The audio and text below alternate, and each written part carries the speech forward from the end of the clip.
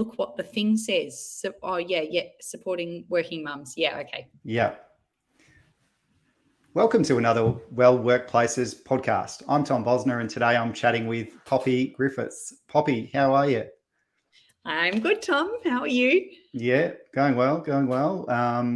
We are talking about supporting working mums today, particularly with trying to, I guess, help or look at how they can lean into their careers with a bit more, confidence is really what we'll be discussing today, Poppy. Now, you're obviously a working mum and no doubt have a lot of friends that are in a similar boat, maybe through school or colleagues and others. What do you think really stops women from leaning into what they really want at work? What do you think? Oh, that's a big question. It's a big one. I've gone in. It is a big question. I think in this day and age, there's many working mums that absolutely really want a successful career, and they're really working hard at pursuing that. Yet, there's always this feeling, this undercurrent of family demands that really drag us, down into the weeds. And a lot of it's fabulous, but a lot of the demands can drag us back down in the weeds, if you like. And I think it impedes sometimes on our ability to really lean into what we want in other areas of our life. And, by way is that sort of pursuing a really successful career. And it's funny, actually, I know myself, I often feel that it's myself, right, to blame in some ways for some of the imbalances that I know I feel in work and life. I do want a successful career, but yet I do feel this undercurrent of home demands. And I think for a lot of working women, they would say that, yeah, these things do probably sound familiar. And, I ask myself often, what are these? Like, what is it that's really, like, I think holding me back by way of the demands that drag me down from a family perspective? And I think women do tend to have overly high standards. So, insisting that things at home have to be perfect and just right and, just as we like it. And I think it's almost sometimes too, I think, a bit of a skewed sense of loyalty that we hold ourselves back and to such high standards at home, not because we want to be perfect, but because we almost feel like we're not good enough in the roles that we're playing at work and home. So it's almost like we're overcompensating to really try and make up for our perceived shortcomings for, throwing ourselves into our career. So, therefore we must not be perfect at home. And I think some of the most senior, reports will tell you that some of the most senior executive women suffer from this skewed sense of loyalty the most. And they really turn to become quite introspected and self-examining in really a continuous loop of self-criticism, because, they are pursuing their careers and feeling like, oh gosh, I should be trying to do more at home and prove that I'm also a devoted mother and wife as well. So yeah, I definitely think that skewed sense of loyalty can play in. And I think too, we do have, I know myself, a bit of a reluctance sometimes to delegate. So humans on a whole are not good at recognizing in themselves that they're bad delegators. We see it in others, but funnily enough, we're not good at seeing it in ourselves. And women inherently believe more strongly that they can do it all. And that will show up in any stats you read around multitasking. Women can multitask left, right, and centre. But funnily enough, for men and women, when we are multitasking, our effectiveness really declines. I've read stuff where it declines by up to 40%. So really, when we don't delegate, we're actually proving to be less effective for ourselves. And boundaries would be the other thing. So I do think women, we take on a larger caregiving role in society, and we're also proud to be hardworking and connected to those at work, but also those in our communities and at home. But when we do take on everything all the time ourselves, it's actually leaving very little time for ourselves. And it also, if you're wanting to pursue a career, a successful career, having that lack of boundaries actually sometimes jeopardizes our success in our career. So being aware, I think more aware of boundaries is really important. And I think too, waiting, when it comes to, waiting for when it's the best time, waiting for when I'm ready to, jump into this. We insist we have to be 100% ready on everything to take that leap of faith or believe that we've earned the right to throw our hat into the ring and go for that next opportunity at work. So, yes, we need to stop waiting and just jump in. Just jump in. Yeah. I think of the women in my life and just I'm always amazed at how much they firstly get done in their lives, whether that be at work or at home, and in the community as well. I've got some great role models in my mum and obviously my wife as well. And it's just like I'm just thinking, how the hell do you keep up with all of this plus work at the rate that they do? And when you were talking, then I was just thinking, gee, there's just a lot of things that working women have to consider, and the mum guilt thing. Obviously, I've heard in our business, I've heard mums say that. So you're describing that kind of in a more intelligent way, I guess. There, sort of. But you're right. It is a lot of it is mum guilt, right? Like it's guilty that it's guilty that we should be doing all of this and therefore we don't delegate. It's guilt that we're pursuing our career, but what about our family? So we sort of come back to this sort of having this skewed sense of loyalty, and I think always often holding overly high standards on ourselves and not getting help and being open to asking for help. So yes, we can do a lot. Yes, we're often quite effective, but I think we need to also stop and ask ourselves, well, if we do really want to succeed at, work, or if we really do want to succeed at home, whatever that success looks like for you, just think about, like, are you actually doing things that are setting yourself up for success? Are you allowing yourself to lean in to confidently doing what you want without the guilt? Yeah, absolutely. Can I give you a quick example of mum guilt that was with my wife this morning? I just think it's funny because it was this morning. So last day of prep today, walking with my daughter, and my daughter noticed that some mums and others were going to the assembly, but my wife was going to work.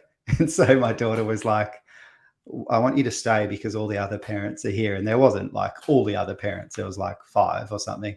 And then my wife came home and she's like, oh my God, I feel so bad and so guilty. But anyway, I thought that was just a funny, or not a funny one for my daughter Willow, but it was just an interesting one of how that kind of loops around to result in mum guilt. Meanwhile, my wife had to run to a meeting somewhere semi-important. So yeah, it was just a funny live example on a Friday. And that would happen most weeks for everyone, right? Yeah. Our kids absolutely setting us up to feel that guilt as well. Yeah.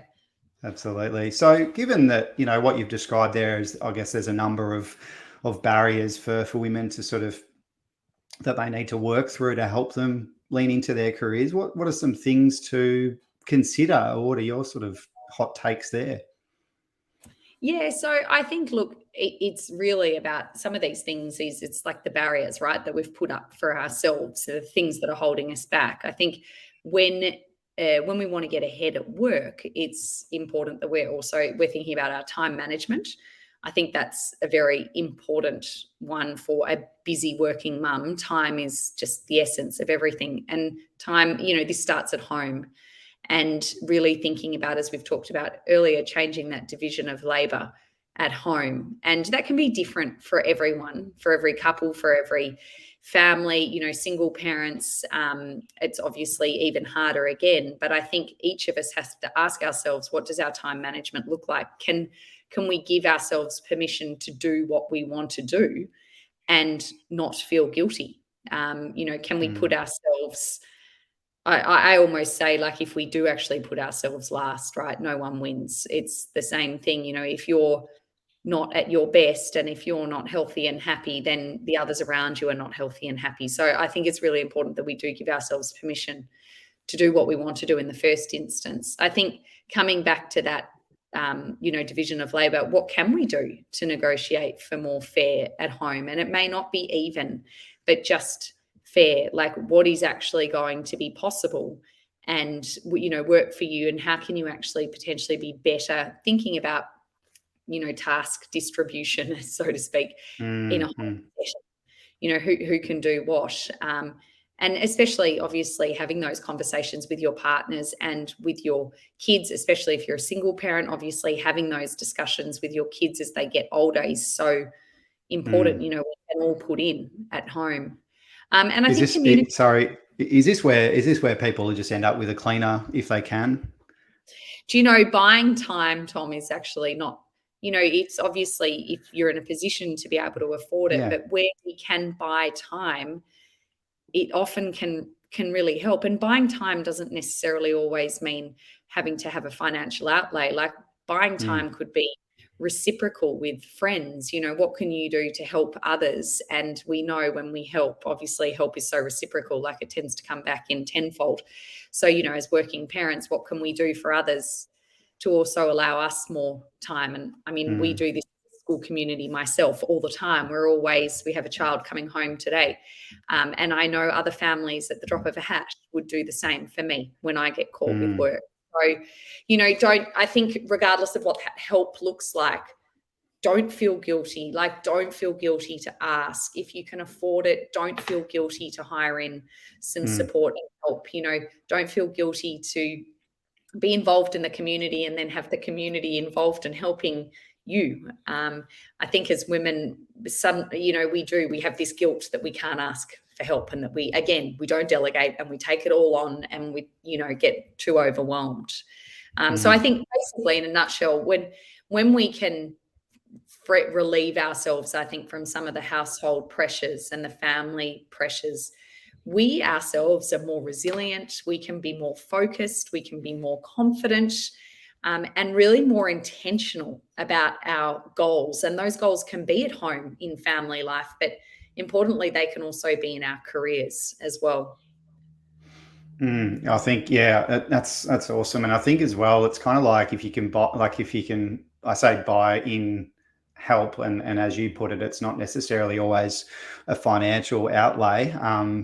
But if you can get that, what do you like? The benefit is obviously energy. I always talk about energy, like, you've only got X amount of energy. So if you can conserve a little bit of that, to then expend on things that you like, obviously that's beneficial for you, and at work as well, you have a little bit more energy there. But then if you get to complete something, and you get a bit more satisfaction because you're not multitasking as well. And it's beneficial for family as well. I mean, when we have good energy, right, and where we're focusing our energy on the things that we're passionate about and that we're making great contributions. And I know we talked about this last week by way of time and energy.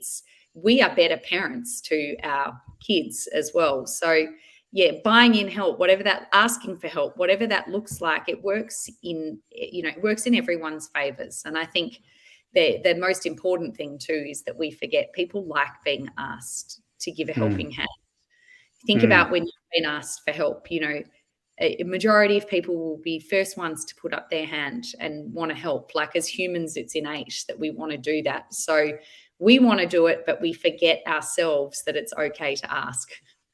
I've had some, I guess, changing topics a little bit here, but I've had some really interesting. We're hiring a little bit at the moment in our business, and been interviewing a few people, and it's been awesome to chat with lots of great candidates. And most of those are working parents or working mums, especially. And it's been really nice to hear them, I guess, present themselves in a way that's like, these are my priorities in my family, obviously talking about how the family is a priority, and kind of working out what the role is and how flexible it is and that kind of thing. And it's been nice for that to come out naturally in conversation.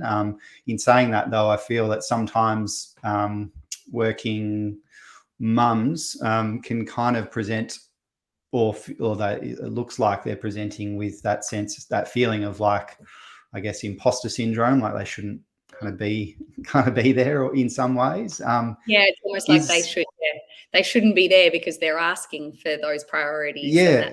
responsibility that therefore they don't deserve to be exactly. And I'm like, oh, and I'm just like, yeah, of course it's flexible. Of course your family's a priority. So it was kind of a nice conversation, but at the same time, I'm like, oh, don't, the imposter syndrome thing, like for women, I'm assuming that fits into the whole for working mums. Is that just, did I just make that up, or is that factual? No, I think that's very factual. I mean, anything you read will say women naturally have these higher feelings of imposter syndrome than men do. And I think mothers particularly innately carry and feel so responsible and want to do this parenting job so very well, as they say, perfectly, even outside of a job sense, like the family sense. Imposter syndrome can actually get us as well as mums, where we think that we should be doing everything perfectly as a mum. And, we've got this doubt that we're not good enough and we're not doing a good enough job. And I think, yes, absolutely, that then translates into a work setting as well. And I think just explaining so people know, like in terms of the imposter phenomenon, it's so people know it's that feeling of I can't be good enough, I'm not good enough, even though I do all these things in my job or I do all of these things for my child and my family, I feel like somehow I'm failing. And that really is what's at the bottom or the heart of imposter syndrome. And I think as working parents, you're right, and as working mums, it can supercharge. It can be even more supercharged. I was looking actually at a study at the start of the pandemic that KPMG conducted on imposter syndrome, and they surveyed 750 professional women in early to middle career, so not from senior exec level, from top companies and brands, about their experiences with imposter syndrome and how they've successfully overcome it. And interestingly, across all of the results, the top 3 cited causes of imposter feeling for women were family expectations, gender roles, and societal stereotypes. So we think about who imposter syndrome is going to come and chase. Working mums, with family expectations, gender roles, and societal stereotypes, I mean, yeah, it absolutely comes for working mums, and we are definitely at risk. Yeah, it's a recipe for the imposter monster, those 3 things, isn't it? Yeah, absolutely. Well, given that, and you're a working mum as well, what do you think is important for working women to consider to help overcome it? Is there anything through that study that came out as like the key tips or your tips in particular? Yeah, I think, look, my tips on this is the first step really is to understand what you're feeling and why. Like we actually have to sort of disassociate ourselves with the feeling and stop and say, like, what is it? Why am I feeling this? And why? So, once you've identified what that sort of confidence culprit is, you're able to better start dealing with it. Is it that you doubt your technical ability in a work sense? Is it that you fear being successful in your job? Is it that you're terrified to fail or feel that you could never, ever possibly win that promotion? Or in your example, Tom, like, feel like you're deserving for a job. And I think so identifying that confidence culprit is really, really important. Women do put higher pressure on themselves not to fail than men. Absolutely, they do. And there is also, women have higher self-doubt and fear of success. And that fear of success almost is like self-sabotaging in itself. So I think identifying and labeling what is actually causing this feeling is the absolute first thing. We can't do anything about it until we actually label it.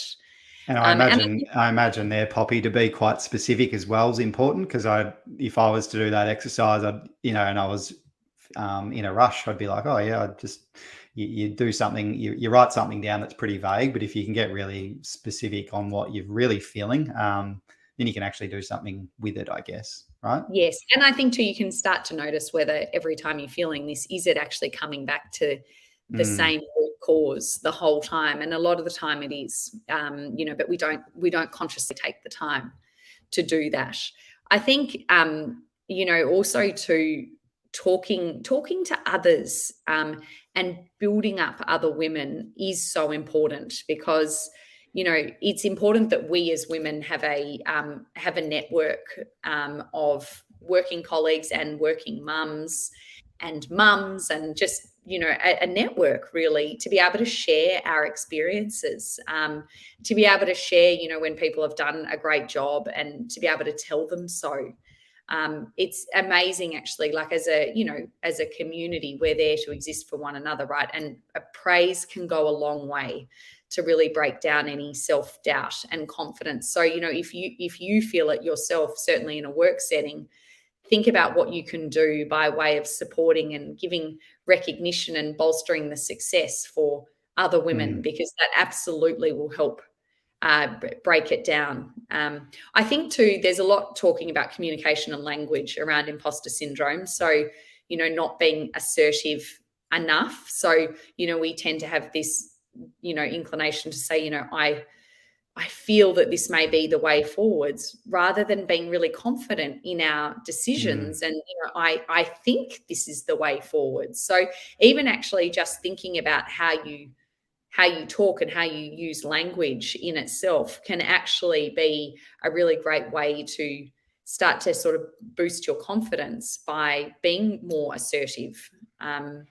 And the last thing, it's also on that one, it's kind of how people apologize at the, they say, oh, sorry, does that make sense? So after saying a statement, for example, so it's trying to knock all that out of the lingo, eh?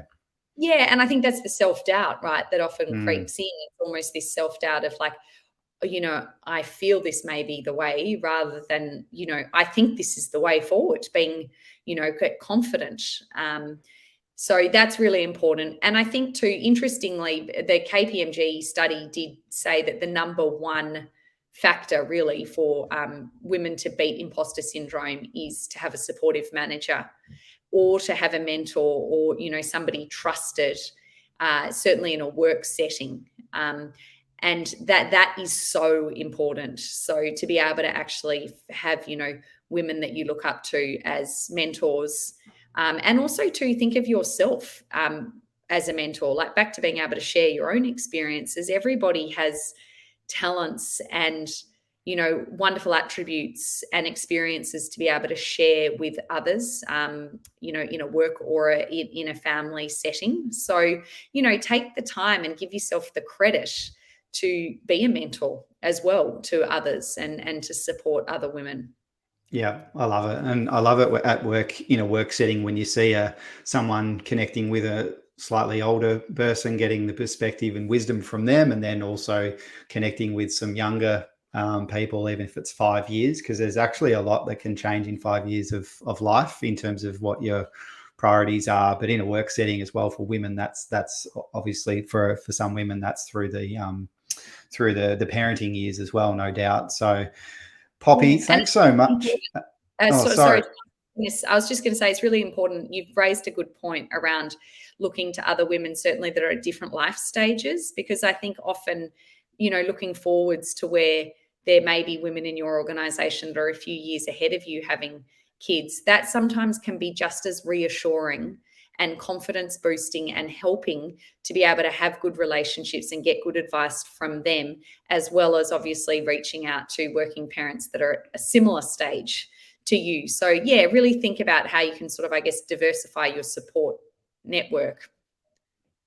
Yeah, absolutely. No, that was, thanks so much for your time. You're actually probably have some parenting style commitments right now, as do I. We had a bit of a time frame to work through today. So thanks so much, Poppy. Have a great afternoon with your lovely children. Take care. And you too, Tom. Thank you. Thanks, Bye. Poppy. See ya.